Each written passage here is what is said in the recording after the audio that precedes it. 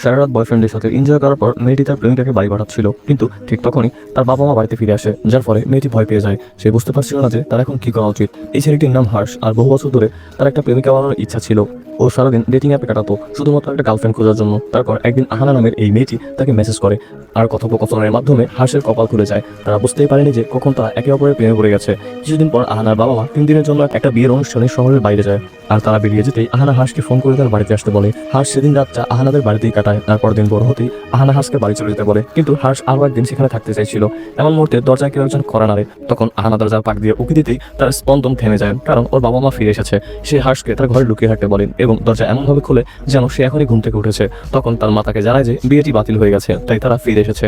এসব শুনে আহানা কিচেনে যায় তাদের জন্য চা বানাতে। অন্যদিকে হাঁস গিয়ে আহানার বাথরুমে লুকিয়ে পড়ে। এমন সময় আহানার মা ওর বাথরুমে গোসলের জন্য যায়, কিন্তু সে দেখে বাথরুমের দরজা ভেতর থেকে লাগানো রয়েছে। তাই সে আহানাকে ডেকে জিজ্ঞেস করে বাথরুমের ভিতরে কি রয়েছে। পরবর্তী পার্ট দেখতে ভিডিওটিতে একটি লাইক দিয়ে চ্যানেলটি সাবস্ক্রাইব করে আমাদের সাথেই থাকুন।